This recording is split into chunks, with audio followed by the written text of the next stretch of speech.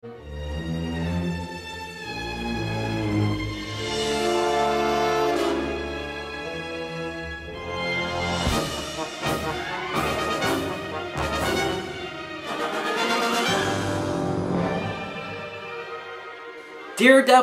versus Spider-Man. I don't really know why Daredevil's name is first, but let's go with it. This is yet another DVD from Spider-Man the Animated Series.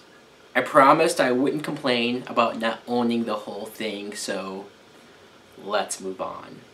Now, you see in the first episode, Peter Parker is in court, and he's found guilty of a crime, and it's confusion. You're like, what? Good old goody two-shoes Peter Parker going to jail? Hard to believe, right? Of course he was set up. Even while he's being transported, Spider-Man shows up. It's actually the Chameleon disguised as Spider-Man. He breaks Parker out. And while this is all going on, Peter tells us through flashbacks how he ended up in this mess. And you see that the Kingpin's son, he just randomly sought out Peter Parker for a job, and it was good money, so why not take it, right?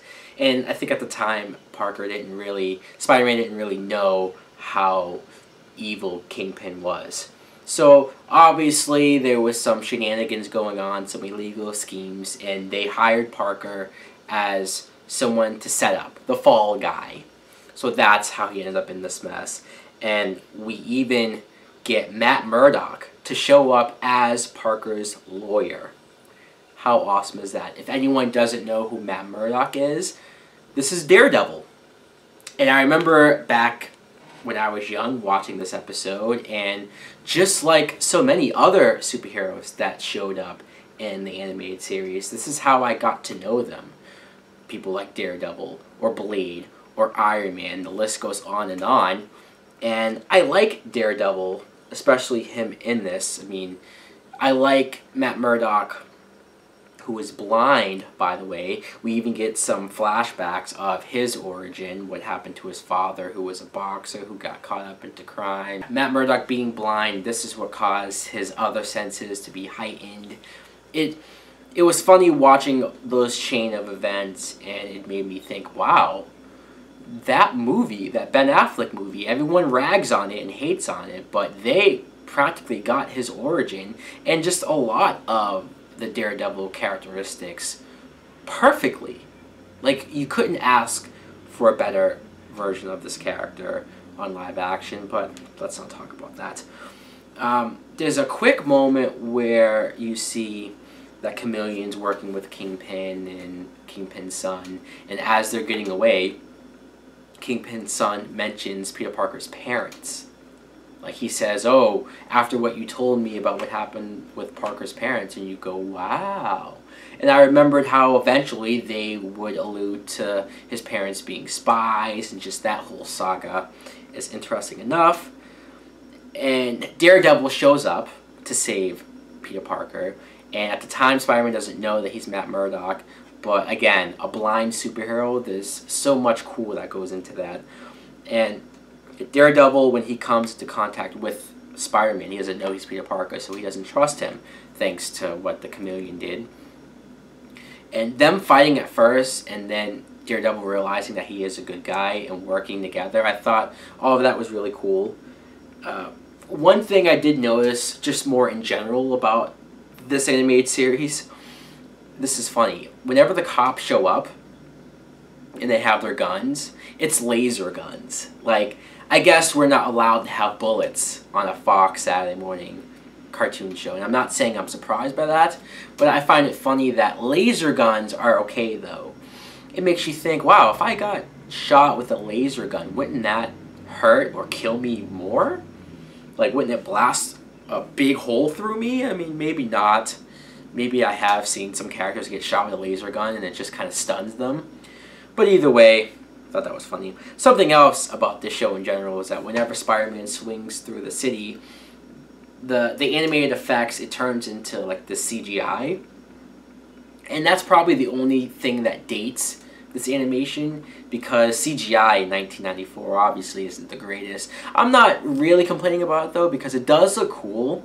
It gives it its own special, unique look when Spider-Man's swinging through. So part of me likes it, but also I think I'd much rather just the regular animation, the hand-drawn 2D animation that goes with the show.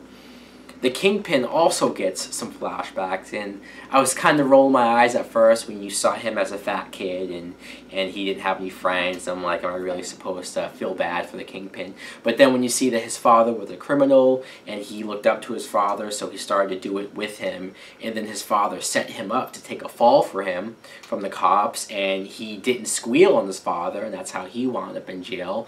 Oh, that was kind of tragic, and I was like, wow. That's pretty interesting.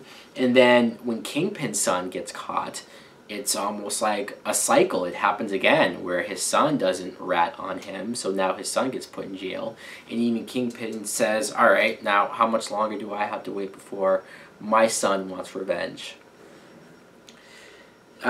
Next couple episodes, we get Alistair Smythe, who he actually turns into a villain, courtesy of the Kingpin.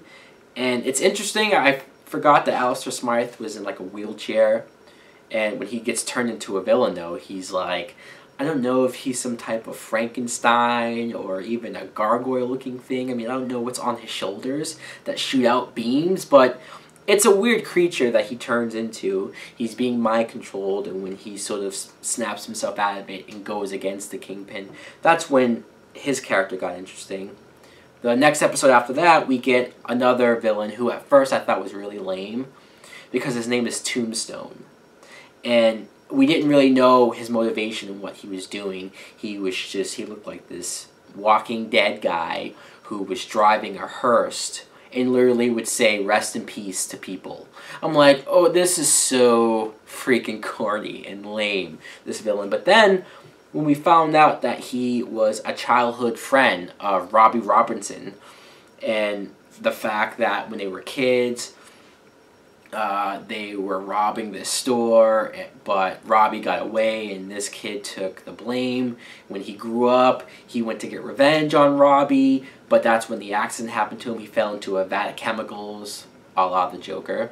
But that's how he turned into Tombstone. So now he's going to try again to get revenge on Robbie, but he's doing it through his son. He's coercing his son to perform random acts of crime and record the proof on it and just kind of ruin this guy's life. And that's when I said, wow, okay, this character went 10 times up as far as interesting goes. So, obviously, I did end up enjoying this. Sure, there's not as much Daredevil as maybe the title or the cover would lead you to believe, but still, I found enjoyment out of it.